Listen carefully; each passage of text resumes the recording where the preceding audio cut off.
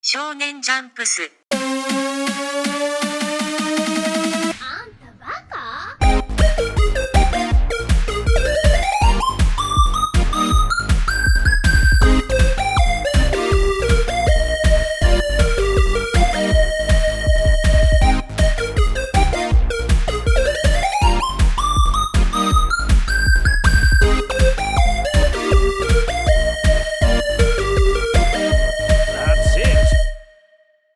Oh shit!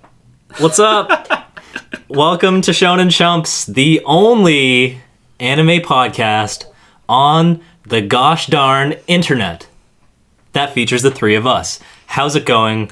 As you know, we sit around a table and talk about a new anime show to us every couple weeks. As always, I'm Brennan. I'm Sean. I'm Dylan. And this week, we did Miss Kobayashi's Dragon Maid.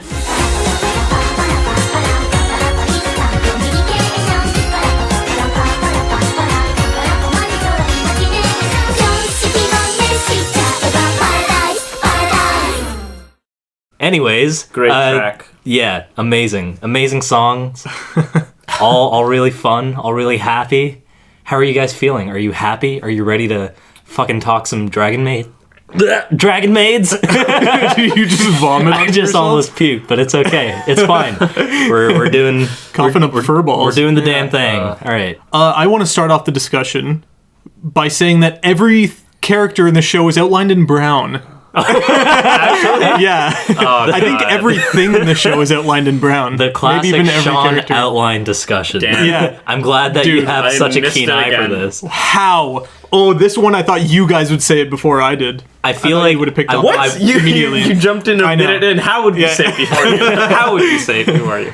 I feel like the show definitely had a very distinct look to it. So that was probably the brown outline of which you speak. But if you were to ask me what the color was, I wouldn't be able to pinpoint it right away. But It's brown. I'll take your word for it. It did look really nice. Yeah. It's a really pretty show. So yeah, I actually want to start off by asking you guys if you knew anything about the show before we started watching it. I'd seen maybe a couple videos of people talking about it, just general hype. I mean, from the title, you can kind of garner what most of the show's about. It's just about Dragon Maids. Right. So, I mean, yeah, that's the extent of it. Yeah, I mean, for me, it was like the title was a little vague. I'd never seen any imagery or any videos of the show before I started watching it. Mm-hmm. I thought that Miss Kobayashi was probably like an old lady that housed a house of people that she raised to be dragon maids. Oh, shit. And she had like a league of them. That's an interesting That's what I concept. thought. Yeah. Damn. League of Dragon Maids. Damn. I knew zero. I assumed it would be cute. Yeah. I thought maybe... Yeah, I kind of pictured Miss Kobayashi kind of like driving Miss Daisy. That movie. That's a movie with Morgan Freeman and Jessica Tandy. Oh, I don't know. Okay, Yeah. anyway. I pictured it being like an old lady. Yeah. Same kind of thing. Mm-hmm. So I was off. Like, Miss Kobayashi gives off that vibe of being like a crotchety old woman. Yeah. If you didn't know. Which she's not terribly far off from. Yeah. So in a sentence, what did you guys think of the show, having watched the 13 episodes of it? I thought it was really cute, fun, and easy to watch. Whoa, interesting. I thought it was kind of difficult to watch because it's really fast-paced, and I can definitively say I'm not in the demographic for the show. I mean, yeah. I would say my sentence, I thought of it yesterday. Yeah, Good, but inconsequential to me. Yeah, of course. interesting. See, that's the thing. Between what both of you said, inconsequential and not my demographic, because of that, I almost found it to be an easier watch than anything we've watched so far.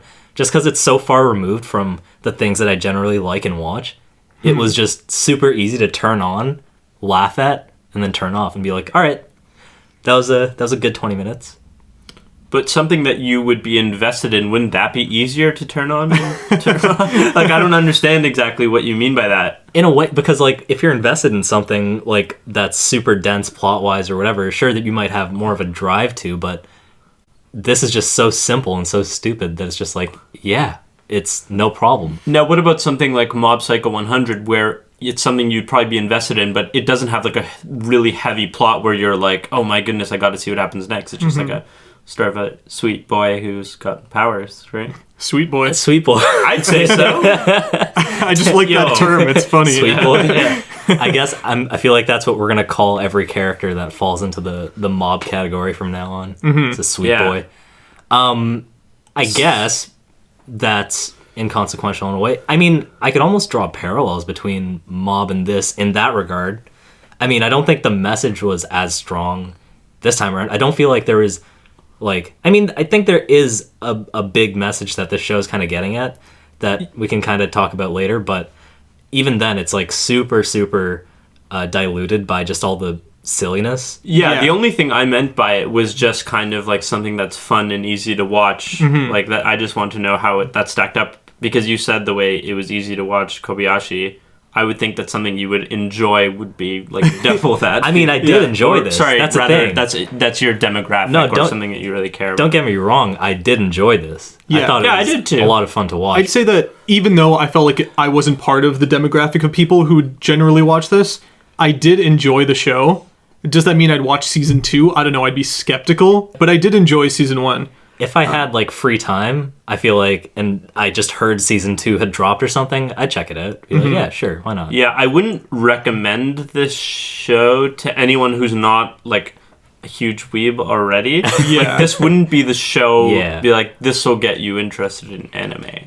Yeah, oh, definitely. Like, all the shows we've watched before this for this podcast, I would almost definitely recommend before watching Miss Kobayashi's Dragon Maid to regular people. Definitely. Yeah. Because, like, okay, here's the thing. Yeah, I think every show had an appeal to it outside of anime people who are already... Yeah. This is kind of a first for us in the way that we've watched anime so far that have, like, comedic elements in them, but we've never watched, like, a slice of life sort of style anime. Right. And I do think that this falls under the category of, like, comedy slice of life sort of thing, where we're just kind of getting snippets of, like, there's no big driving story that's going forward, like most North American TV shows where it's like, oh, here's an actual plot, right? Yeah. Whereas this kind of just like grasps at feelings and concepts as it goes along, but it's mostly carried by just like a barrage of like jokes and shtick. So one thing I did like about the show is that through all the silliness and weird jokes and cute girls everywhere and kind of like the unbelievable bombasticness of it all. Yeah. There was Miss Kobayashi, which played like the straight man in the show. Yeah. She just had like mild reactions to everything and looked like she wanted to die a lot of the time. Yeah. So I was like, hey, Miss Kobayashi's a lot like me in this. Yeah. Like, this is how I would react. And so, like, I started to like her more. And goddamn, if there is one thing I have to say about the show, is that whether or not I liked it or disliked certain aspects, I think I want to marry Miss Kobayashi. She's awesome. You've got some competition, buddy. Yeah. That's another thing I found so funny is that Toru, who is this like crazy... She's like, the Dragon Maid, She's the right? Dragon Maid. Like, she's so crazy and out there. She is so romantically interested in Kobayashi, who's this like... She's actually described as like dead fish eyes so many times throughout the show. Oh shit, I didn't notice. It's like I feel like it kind of sums her up in a way, where she's just kind of like dull and monotonous. But I mean, like in the most endearing way. One of the notes I took was that I really liked, well, in addition to the way it like visually they're portrayed, the difference between how Kobayashi looks and how Toru looks, like the voice acting is very different. You know, Toru's this classic kind of like excited anime girl with powers and shit. Yeah. But Kobayashi just sounds like an every woman, and like her traits are super relatable. Yeah. She's just like indifferent, melancholy. She doesn't like when people get too close to her. There's a couple episodes of the beginning where she's like, ugh, too close, right? Like, yeah. I feel like Miss Kobayashi like does like ground the craziness of it to like a level where it's relatable to people like us who are in our like mid to late 20s. Yeah. Kind of live a generally similar life to Miss Kobayashi. And when you see that character in this crazy, colorful world, it's like, oh, wait, here's the point of relation to me. Which is, it's like, oh, this show is kind of made geared towards an older audience, and it's not just like a ridiculous like kids show kind of thing. Right, too. There's like, she goes out for drinks with her coworker Yeah. after, and it's not like, I don't know, like a bunch of crazy stuff happens or she's all like broken up inside and that's why she drinks, like you might see like super thing. She just like goes out and you just see her like down a beer and she's like, and then she looks so happy. Yeah. So much of the show is Yeah. about her drinking. Yeah. The whole inciting incident, like her meeting the dragon. Yeah, Is her stay with me? Yeah, her being wasted. Also, that's such a weirdly voiced line. Like, stay with me, dragon. Yeah, I forget what it sounds like, but they keep playing it over and over again. I'm It's super really weird. glad they showed how they met at the end of the season. Like they went through that whole thing. Oh, yeah, because they came right back at the to it. beginning of episode 1, you just get that little snippet of like, you want to stay with me, dragon? And there's like, Yeah. oh yeah, I guess I did do that last night. Yeah. Or she doesn't even remember or something. It's See, like, all right, well. I feel like that whole like that part of it and that whole scene, it sums up the nice juxtaposition of like how crazy the show is and how normal the show is. It very much draws from just like how plain and like boring that entire, it's just like, oh, you want to stay with me? Yeah, sure, okay. But then also it's a dragon who is able to take human form, and I don't know, there's a lot of contrast in the show, and it's pretty funny. It is very much slice of life, except for the fact that there's a dragon. Yeah. Right, and like that's like the kind of only bit that makes it not whatever, like our reality right now, and yet Kobayashi day to day lives like a relatively normal life, and the people around her, it's not like, they're fighting battles all the time. They're just like, they do a dodgeball. They fight like a dodgeball tournament against like. And the fact that like she doesn't make a big deal of these crazy, fantastic things that are happening to her is what kind of makes it like even more funny. That there's no big long exposition or explanation like, oh, there's another world and here's all this lore, blah blah blah. It's just like, there's dragons. Okay. Anyways, Yeah, moving she on with just my normal accepts life. it. She's like, all right, well, there's other worlds. She's initially shocked, right, the first time she sees A little bit, yeah. She's like, and then she just rolls with it for the rest of the show. Yeah, and we never really get to know much more about it. We just know that there are humans there and dragons, and it's like more of a medieval world. right, yeah. And the people there are like legit humans. Like they probably act the exact same as humans here. It's just like a different time period almost. Yeah. I was wondering about that, how common humans are. Yeah. And also, because, I mean, we get some flashbacks of Toru's life, and, like, I think that's where we see more medieval elements. And I was wondering if that was in her world or whether that was in the human world, because Toru's very old, so I was wondering if that actually did take place in the human world. Because it seems like humans are far and few between, or few and far between. In the dragon world? Yeah. Or something, right? Like, I don't know. There's It not... might, like, we didn't get to see much. We just see, like, so some of the yeah, really flashbacks just that show context humans around castles, and then we see the one human that Toru meets, and, like, kind of starts to like the bandit or whatever, and then she runs away. Yeah, no, I guess I was just wondering if this is Toru's first time in the human world for, like, a long period of time, or whether some of those flashbacks could have been in a human world. I guess it's... I mean, like, all we know is that in Toru's world, they're at odds with one another. Yeah. And they generally try to kill one another. They're in those two alliances. Yeah. Well, even, three. Oh, there's 3. Yeah, there's, like, the two extremes. Like, one is, like, peaceful, one's destruction, and then one's just in the middle, doesn't agree with both, and so doesn't talk to both, or something. Oh, okay. Really? Oh, I completely I forgot forgot that, about actually. that. One thing I thought they were going to do is that bandit, like the human bandit that Toru meets when she's a dragon and kind of becomes friends with, but not really.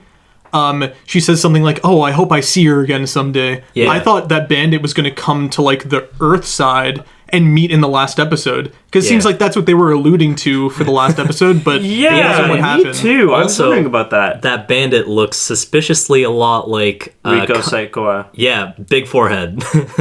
Oh, yeah. Big forehead? Okay.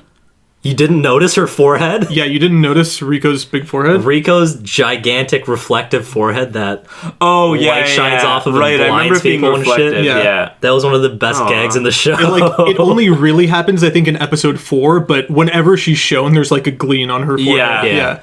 And also, speaking of Riko's recurring gags, every single time Kana touches her, she goes, ah! God, so weird. So funny. Dude, I loved that. That was hilarious all the way through. I laughed every time. I anti-laughed every time. But one thing I did like is when they're playing Twister. That was funny. it's like the timing of this show is so great, man. Every time a gag happens, it hits so fast. Just like you kind of have to go back a second and be like, wait, what? Like when Fafnir shows up for the first time. Toru answers the door and it's just like this disgusting face and she just shuts it immediately. Mm-hmm. And then he comes back as his human form. He's just like, I hate this and everything it stands for. I want to kill myself. Yeah. Fafnir reminded me of you, Frank. I mean, not terribly far off, to be honest. One thing I liked Fafnir as a character because he comes from the Dragon World for like one of their parties that he clearly doesn't want to be at. Yeah. And then for some reason he decides to stay in the Dragon World. Yeah. Because he loves video. World. Oh yeah, in the human world because he loves video games. Dark Souls, they get specifically. Dark Souls, yeah. They also play Mario Kart that same night when he's at the party. And he does just stay and plays Mario Kart. And I guess he starts playing MMOs as well. Right, yeah. Because he doesn't have to sleep, so he can just stay logged on forever. It's probably Final Fantasy 14. Oh, God. Probably it. Yeah. Our buddy, what's his name? Takia shows him all the good stuff. Yeah. When he goes into nerd mode and his glasses suddenly swirl and his like slow and deep voice just goes really, really high up and he just turns into a nerd and he just grows 2 buck teeth. Let's talk about that. It's like, what the hell? Initially, I thought he was a different character. I was real confused. When he's drinking with Miss Kobayashi at first. That was in the first episode when and he gets nerdy? Yeah. Because they're with Toru and they're in the bar. Yeah. So whenever I guess I forgot that. But the second time, I guess when Fafnir moves in, and he's like, yeah, you can stay. Like, I was like, wait, who is this guy? I was real confused. I forgot for a second too. Yeah. But whenever Takia drinks, or he's just at home by himself, or with other people, I guess, like Fafnir. When he can be his true self. Yeah, he just turns into weeb mode. He goes from being Damien, or whatever that guy's name is, in Sailor Moon. Oh yeah, Tuxedo Mask to being the little weeb character in Sailor Moon with like the spindly glasses, the swirly glasses. I was gonna say like Steve Urkel versus like that cool guy he becomes in Steve Urkel or whatever that guy's name is. Yeah, something like that. Yeah. Anyway, whatever his name is. This reference comes lost the cool on me. Family Matters? Steve Urkel? I know what Steve Urkel is. I've just never watched Family Matters. Sean looked at Brendan with disgust just now. Oh, God. I'm sorry, Steve. I'm sorry, Sean. I hope he's still alive somewhere. He's not that old. Yeah. Oh, man. You think he's 50 Cent now? They're just the same dude? Oh, my God. Anyway, his career. So that was really weird when he transforms, but I grew to like it, I guess. Initially, I was very uncomfortable. I didn't like the voice. According to Fafnir, he's one of the good ones. Oh, yeah, one of the good humans. That's a total racist comment. Oh, my God. One of the good ones. Yeah. Oh, my God. I didn't even think about it like shit. that.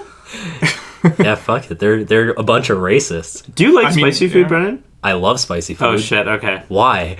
No, I just like that Fafnir's always like, not spicy. Mild, right? Mild, right? Yeah, you're just trying to compare Fafnir to Brennan because they're the same. To be honest, there was a point in my life when I didn't like spicy food. Ooh, interesting. And I did have longer hair, so holy shit. The lore. Maybe. You found a real connection there, dude. So, I really did like Kana. The little dragon. Really? Adorable. Yeah, her mannerisms are really funny. Yeah, because she's also like deadpan. She's like Mob, dude. She talks like Mob. Yeah, I drew that connection too, actually. I didn't draw that connection. That's definitely why I like her. Yeah. I'm realizing that now. I'm ready to go to school now. Yeah. Okay, let's go. Yeah. Kobayashi. There's a lot of that. Okay, let's go. Yeah. I like that a lot. Which is one of my favorite parts of Mob. They're like, you'll be popular if you come with me. Like, okay, let's go. Man, when she first goes to school. Oh my God. She wears I love that episode. When she wears her backpack to sleep. Yeah. It's so funny. When she's just like, her backpack is under her back, but she's sleeping on her back, and then she flops around to the front. Yeah. Too good.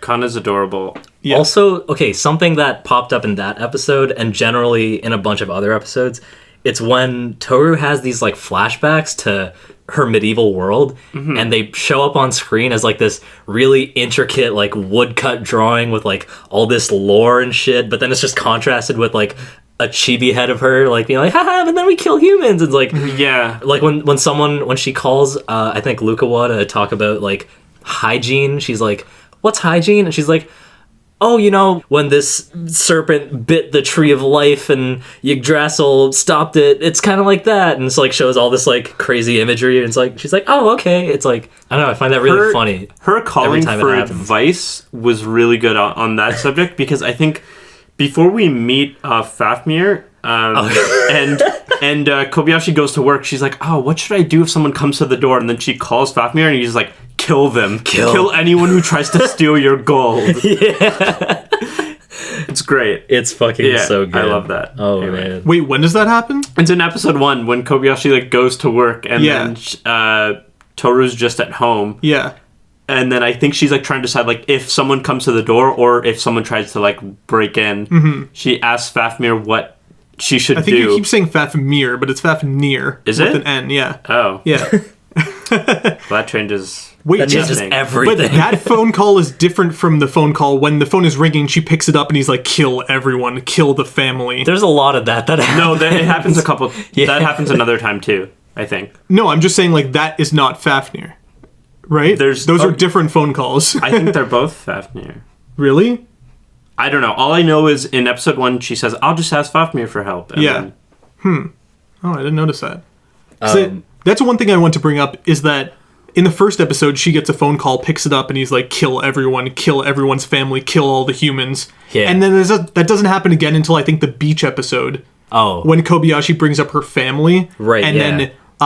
then in Toru's mind, she hears like, kill her whole family. You're going to kill her family one day. Yeah. Yeah. I didn't know what that was. Right. Is that just her fighting against her dragon like instincts? Or is that like her father, the demon lord or whatever, like No, trying to that's- speak to her? Yeah. I think it's her. I mean, I don't even think it's instinct. I think it's just her learning from her previous world. Back to the school episode, I'm pretty sure like Kobayashi and Toru have a conversation where Kobayashi talks about how people are scared of things that are different. And then Toru thinks about that. And she's like, that's why all humans need to die. Because Right. in her mind, she relates that to her world. And it's like, oh, humans hate dragons because they're different, so humans should die. But like, I think the context is talking about Kana being in school and being different or something like that. Right, but the thing that I'm talking about is like two distinct evil like man voices in I her think head. it's definitely Father, yeah. it could be. Yeah. I don't know. Yeah, I wasn't too sure about it either. I didn't make the connection at the time, but I just gathered that it was some kind of like father figure or something, like some kind of Because it doesn't seem guardian. like it's somebody talking to her. It seems like it's within her own head, kind of. But it's not her voice, though, Yeah, it's right? not And her that's why I voice. just figured it Yeah. was kind of not talking to her right then and there, but just kind of a message that she was taught. Yeah, Is right. what I kind of gathered. Also, another thing in that same school episode that I found really funny was like the entire second half of like the dodgeball fight that you mentioned earlier. It was ridiculous on all fronts, but also something that I noticed, especially in that episode, was how good the localization is. Like they make certain lines really funny. Like when Kana and her friend are talking shit to those like older dudes who are in like the dodgeball court. I'm pretty sure one of the guys starts going off on Kana, and then his friend is just like, "Dude, who hurt you?" Yeah, that was actually great. Yeah, I remember that line. That was awesome. Right. I remember that section like having English incorporated into it in like a good way, and they'd say terms that I don't think they'd say in Japanese. Yeah, yeah. So a translator definitely went in there and made the show more relatable to English speakers for sure. Yeah. Yeah. And again, at the end of that episode, where also, speaking of which, I like how every episode just ends on a random bit of like a character doing some random thing that's unrelated to the episode so far. Like in that episode, it was Kana being in class being like, "That's wicked. That's wicked." And then all the kids just start saying, "That's wicked," in unison. Oh, yeah. And the teacher walks in and is like, "What's going on?" That's really good. Oh yeah, we should all mention that we've only seen the dub of the show, not the sub. right. That's right. Yeah. So let's discuss any of the other characters because we were missing discussing another dragon, Lukua. Yeah, right. The one with the big boobs. the Gigantic. Yeah. yeah. Gigantic. It's great that I think it's when she's introduced, Kobayashi says, I'm going to assume that all dragons look this unrealistic. Oh yeah, she's just she's like, think- what? I What are think you that's when she talking says about? it. Or it might be when she sees the other one, Elma. She Either way, what's up with that? It's really funny. I like how she criticizes her outfit. She's like, "Did you really walk here looking like that?" She's like, What did I do?" Yeah. Isn't this just how people dress? So her relationship with Shouta is like real weird. It's so funny But because it's like funny. But it's based on her physical proportions. Her boobs are so big they terrify a young boy. yes. Yeah. But A she's like young- high key hitting on him. It's very weird. Or She's like low-key, a goddess of fertility. You Like, can't where blame is her. parents? Yeah. They're wizards. They're doing fucking wizard shit somewhere. Wait, are they? They are. Oh. Yeah, they're mages. Family of mages. Oh, wait, okay. actually, his dad, I think, is like, Kobayashi's boss. yeah, like the big boss of her company or something. Right. Because he, like, summons Lukawa through, like, a circle. He tries to summon A a demon? demon, and then she sees the opportunity to go through, so she's like, I'll just go instead. Yeah. It's like, I don't want this dumb child to accidentally really summon a demon, so I'm just he- going to live in his he house. could choose to, like, unsummon her at any point, but he chooses not to do that. That's- He, like, willingly stays with her for That's some like reason. the funny thing. It's like I there's like a point later in the show where I think he expresses that he like cares for her in some way, and then she's like, "You care about me, don't you?" She's like, "No, shut Yeah. up." And he keeps like running away from her. He's terrified, But- but loves her. Yeah, because they like sleep in the same bed, and she's like holding him, and he has like a dream He's where punching like, a sumo punching wrestler. a sumo wrestler, and then in real life he's just punching her boobs. He has multiple dreams. That's the only one I can remember. Or he's like jumping on a panda's stomach. Oh, or yeah, something. yeah. Yeah. And that's, like, a bit they return to all the time, especially, like, just them sleeping in the same bed together. Yeah. Oh, man. There's, like, a whole episode, I think, where they show that, they cut back to that, like, 3 or 4 times. Yeah, throughout Yeah, the that episode. is that's the the one, recurring yeah. bit. Yeah, Yeah. right. Oh, it's so good. It's very, very weird. It's yeah. so funny. And yet I was laughing. Very weird. What about Elma, the dragon that's a co-worker of Kobayashi? Oh man, and she's kind of stuck up, and she loves eating. She That's was in her. the show less than I thought she'd be when she was introduced. Yeah. She like slowly became nothing in the show. And she doesn't live with a human, I think. Yeah, She's I just, think like, on her she own. She's lives on, like her in own. a cave somewhere. Yeah, Who knows? Sleeps at the office. What did she come to Earth for again? Was it to... It was to Bring- fight Toru or bring like bring her Toru back. back. Yeah. That's when they introduce like the opposite factions. Because Alma's on the side of reason and order, and then Toru's Yeah. chaos and destruction. So Yeah. So she wants to bring Toru back to the dragon world because the world is currently in chaos with, like, the worlds crossing over. Yeah, Like, yeah. dragons being in the human world. They don't want that to happen. yeah. Yeah. Also, speaking of, I just remembered how Toru kind of like tricked her into warping into a field and just kind of shut it behind her. That made me think of the action in this show as like fleeting as it is. Holy shit, is it ever cool? Yeah, the show goes to Dragon Ball Z levels pretty quick. Yeah. Like, in a snap of a finger, Which I suddenly, love. when Toru and Kana are fighting in the park, Yeah. they're like, hey, let's have a nice little, like, battle in the park, and then it's fucking Dragon Ball, and there's They're spirit bombs charging being up and thrown fucking, around. yeah, smashing off on one another. Oh, it's man. pretty cool. Also, when she stops a thief, she just teleports behind him and slams him into the ground. Oh, yeah, like, slow-mo slams into the ground. It's pretty cool. So crazy. One thing I really like in the show is not just the theme song, really, and not just the whole thing, but one shot in it. When it's humans flying through the air with their Yeah, arms and out, then they're all just, like, twisting. turning. they're all in the T Oh my pose, they're all God. like spinning around, but there's it's like, like fast. it's like fast, but like it's a slow whip- when their faces come whip- by, and then Yeah. whip. I like that a lot. Me too. Especially the character that's Miss Kobayashi's neighbor. Neighbor. The dude with like The bald spot? Who No, No, the curves- green hair? The dude with the yellow and green hair. The, just the flicking one, by. the one where Toru's like, "Are you a demon?" After hearing his music, Oh yeah. Yeah. he's a metalhead. They have a lot of like cute, well-designed characters. And I just mean like the regular human characters, not the, Yeah. the yeah. dragons. Also, necessarily. speaking of neighbors, just the one who makes all this unholy noise, but she's like, "I'm just cooking." Yeah. Also, the bald man who makes wooden animals. Oh yeah, what's that about? I don't think it's about much. A hobby. I don't know. That's exactly what. It's his job. He needs to use drills for his job. That's about it, though. Yeah. Oh yeah. So speaking of the opening of the show, now Yeah. we get to talk about the ending theme, and the Oh, ending so theme good. is a really good song. Jam. Oh, I It's a love jam. It's a jam. It's a true jam. Bump it. It's catchy as fuck. It is like the Japanese like voice actors doing the singing, yeah? I mean, that's highly likely, but I'd never know. Yeah, Because I mean, like, we know. Yeah, well, every time one of them has a part, Yeah, they're in like, front. Yeah, yeah, right, Right. So I just assumed. I don't know. That's cool. I did love the song. I would though. love thought to it know was what they're really singing. good. I guess I Right. could have looked that up.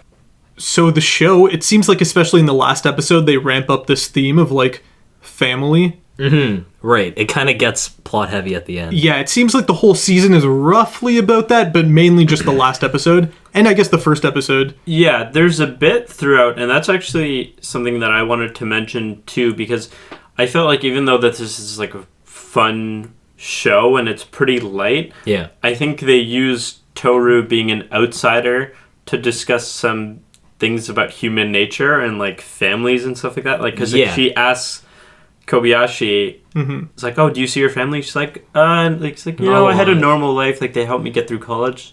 Then I moved away, and now I don't see them."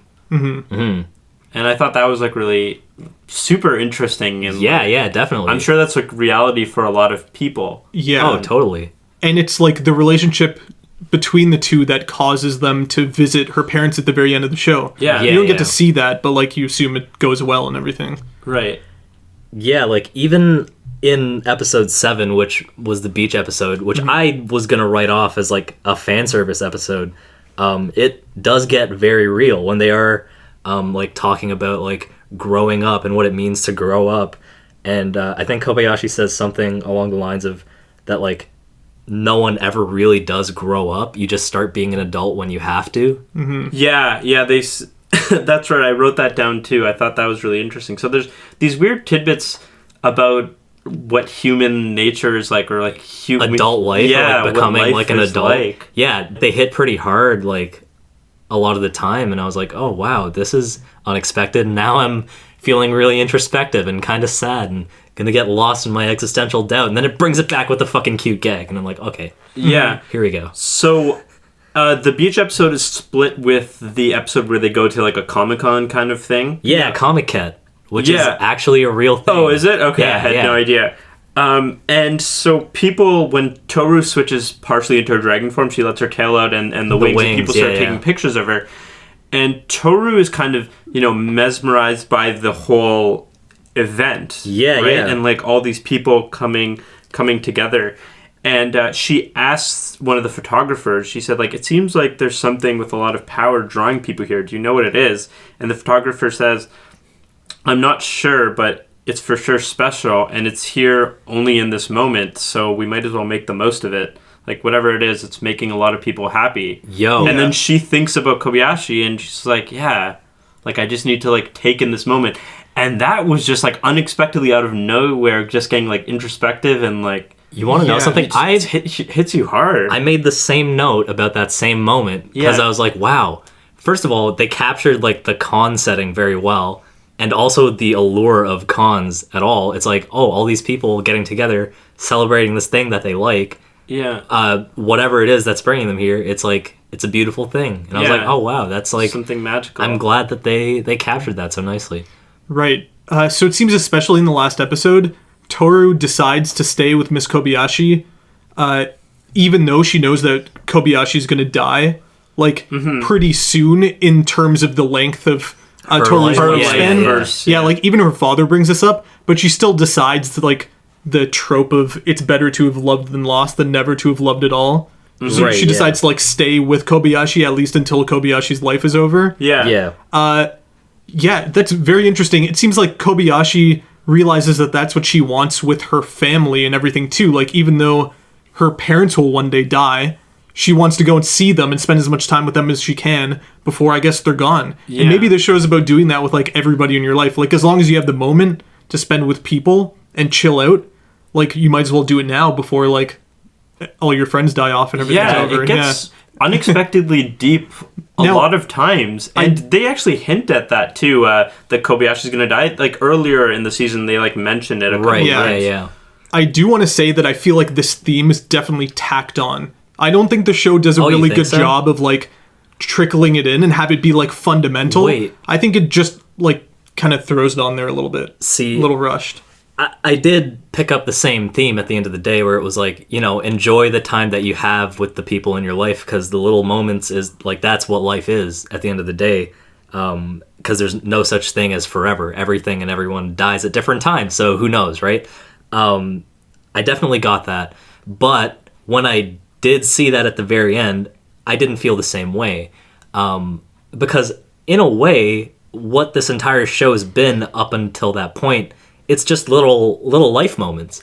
And like, sure, it is like crazy, quirky fantasy, Dragon Maid, balls to the wall madness, but at like the core of it is just like these little vignettes of like relationships. And it's like Kobayashi being like a mother figure to Kana, or like a romantic interest / sister in a way to Toru. And it's like the entire show up until this point kind of has been that to me. So it didn't feel like super tacked on or anything, because it was like, oh, this whole show has just been about those precious little moments, you know? Mm-hmm. Yeah. I see that. That's fair. I would say I agree with that. How did you... too, because it didn't feel tacked on to me. It was definitely heavier at the end. So sure, I guess it probably would have been better if they kind of ramped up a little like easier to that, rather than just kind of like a steep increase. Right. But I still enjoyed that. Yeah. There's even a tease.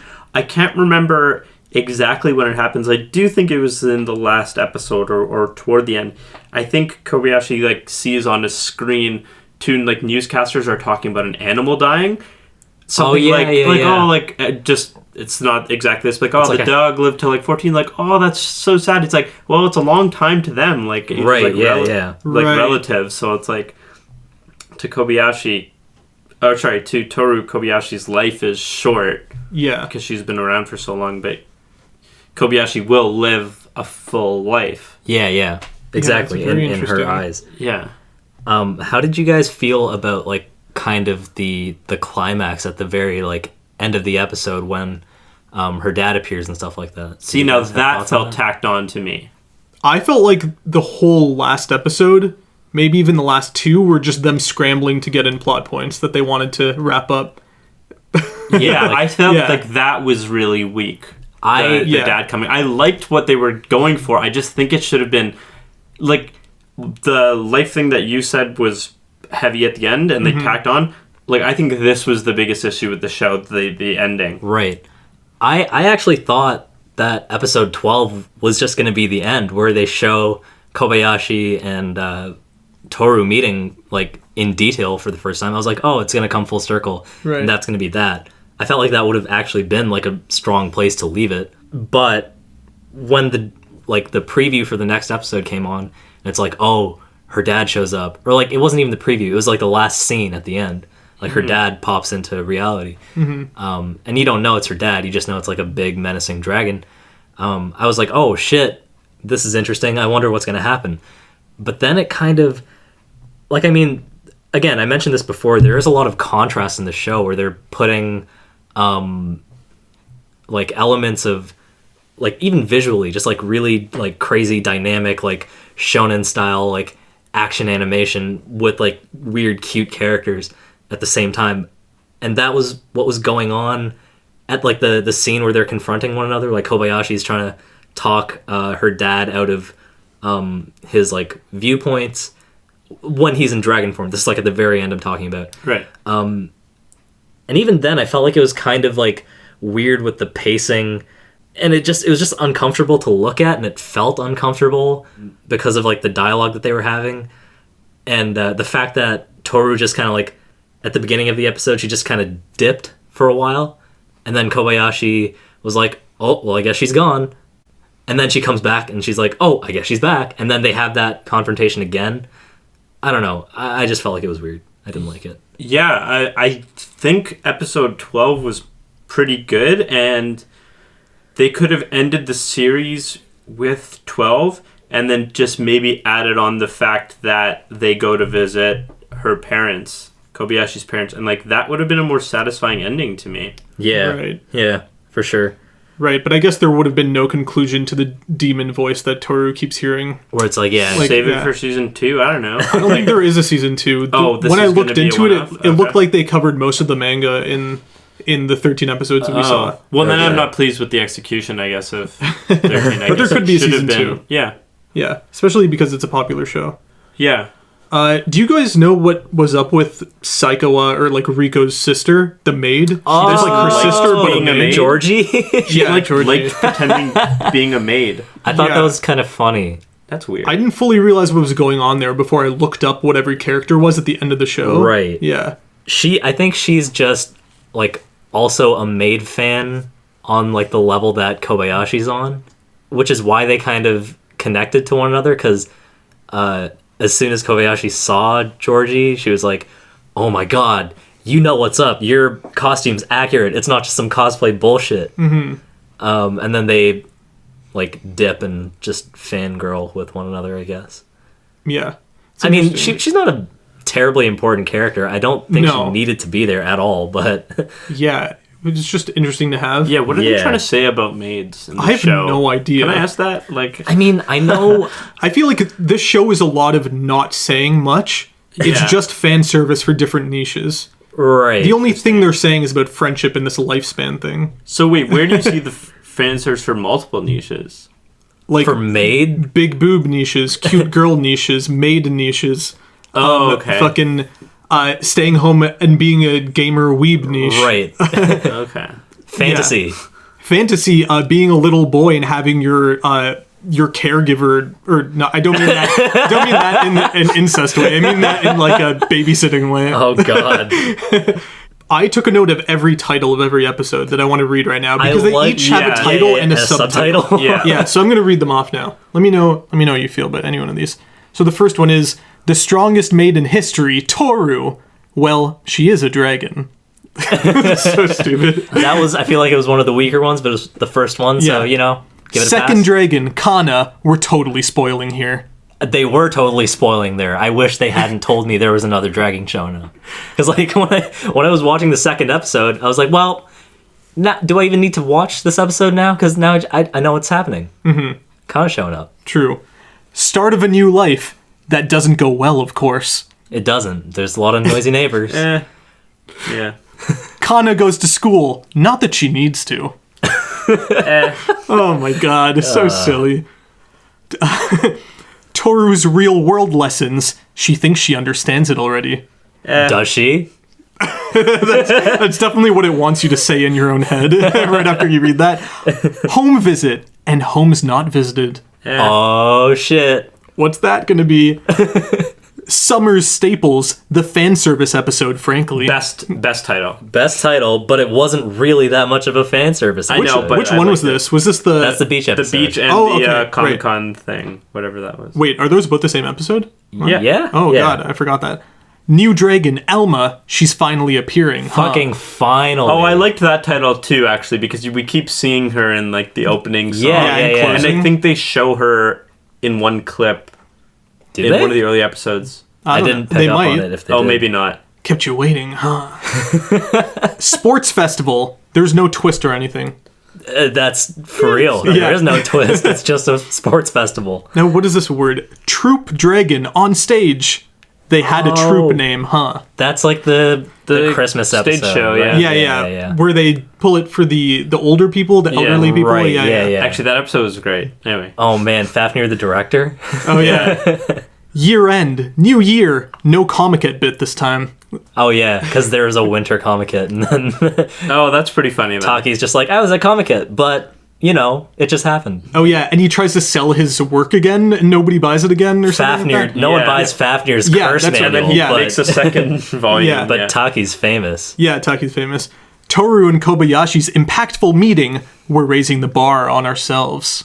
Oh my god, the meta, dude. That was Yeah. spoiler too. I wish. Yeah. I wish that was in The it. director's just like, this is my magnum opus. He's like, guys, what do you think? Did we raise the bar? Did we? Guys? Guys? His whole studio's gone. I went home for the day. Okay, the last one. Emperor of Demise arrives. It was the final episode before we knew it. And I'd say, yeah, it definitely was before you knew it. You tacked on so much shit. Yeah.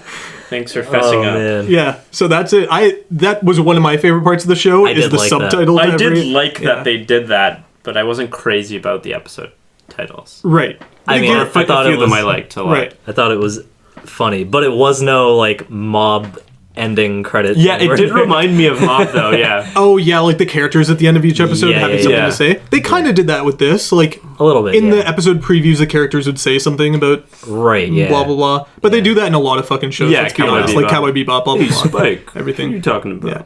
I like it when we say they do that in a lot of shows, like the best show of all time, Cowboy Bebop, etc. Oh man. Yeah. I don't think we ever mentioned, but the studio that makes this is Kyoto Animation, which is one of the really big ones. Like that's a pretty famous name. They make like Lucky Star, whatever. I haven't seen it. Which is like the slice of life show. Full Metal Panic. With a question mark, they make that too. Never. You guys have heard of that one though, right? No, haven't. What? Sean Yo, that's astonishing. With disgust. Yeah. Does it have anything to do with Full Metal Alchemist? Definitely not. Okay. But it's called Full Metal Panic with a question mark at the end. Panic? K-On! They make K-On! Oh yeah, K-On! And they make Free, which is that swimming show with shirtless men. Oh, right. They I don't know what either of those are. Right. They have to be shirtless because they're swimming, or else, what? So the studio that's known for a lot of like moe fodder, more or less. So yeah, this is fitting. Yeah, makes sense. One day maybe we should watch Full Metal Panic, because I feel like we're such fans of Full Metal Alchemist, we'll want to know. I'm down to do a compare and contrast. You actually need to put 2 question marks at the end of that sentence. Like, should we watch Full Metal Panic? And then a double question mark. Go like, oh god. It looks like bad grammar, but it's right. It's correct, weird. Yeah. Oh man. Oh god. Do I have anything left to talk about on the show? Or about the show? I feel like I think we've just about summed it up. Were there any other interesting events or bits that you guys can think of off the top of your head? Oh, one thing that I liked is that when Kobayashi and Toru go to the market together, and everyone's saying hi to Toru, and then Kobayashi just like, this dragon's better at being social than me. Yeah. And then she's like, how did you make so many friends? She's like, I was just nice to him and he was nice back. Like, like just reduces like human interaction to like the simple, just be nice. I mean, it's and that's true. It, you know, put yourself out there. If Brennan is Fafnir, I feel like I'm Miss Kobayashi. Yeah. God damn it. I love Miss Kobayashi. She's so good. Toru then. Oh, God. Yeah, wow. Probably. Dylan's the popular boy. Yeah, true.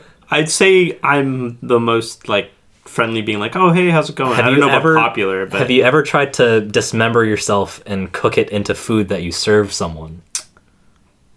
I mean, not yet, but I'm young. Anything can happen, I guess. Also, there's that whole episode about the blanket that, like, attaches to their table. Dude, and they're I all want just one like, of those. Oh my god, dude. I looked it up. I was like, what is that? That's a real thing, isn't it? You looked it up. What happens with it? Does it heat or is it just a blanket? Yeah, no, there's a heater under. Okay. So that everyone wants to get under the blanket because it heats you up. All right, so proposal. Can we all pitch on one of those? It's called the kotatsu. Can we get one instead of this shitty table to podcast around from now on? The podcast table? Yeah. That's really funny. I don't think anything we say would ever be... We'd always just be like, so...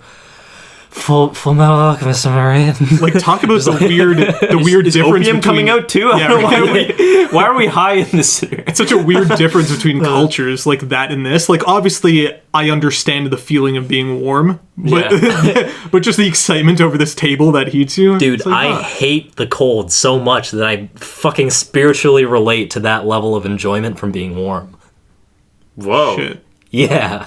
And that's all we have to say. Kobayashi's right. Just about. Holy hell. Thank you for introducing kotatsus to us, or however you say it. Kotatsus? Kotatsu, I think. Yeah. If it's not available in Canada, I want to Kotatsu. find out how to get one shipped here. Oh yeah, I looked up all the voice actors, tried to find things that they've been in that we might know. Yeah. There's nothing really. Except for some of the actors in the show are also, they play like really cool children in Wolf Children, that like anime movie that I've seen. It's I have no idea what that is. I've heard of it, never seen it. I thought Kobayashi sounded so familiar, but I looked her up and I don't know who the person is. Her voice actress Leah was Clark. really good though. I feel like her delivery was fucking solid. Fantastic. I guess Cool. that's All it. right, I that's guess it. that's about all we have to say about Miss Kobayashi's Dragon Maid. Social media, you can find us in a lot of places. We are at Shonen Chumps on things like Twitter, Facebook, YouTube, SoundCloud, Apple iTunes podcasts. Google Play. You can email us at shonenchumps@gmail.com. Yeah, find a way to contact us. Let us know what you think. Yeah. Tell us what to watch. Tell us what you thought about Miss Kobayashi's Dragon Maid. Especially because we weren't the demographic. So I want to know what someone who is the demographic, what they thought about this show, what were its strengths, weaknesses. Yeah, Yeah. did we fuck up your favorite show? We're sorry. Anyways. Damn, I hope we didn't do that. Oh my god. All right. Bye. Bye. Peace out.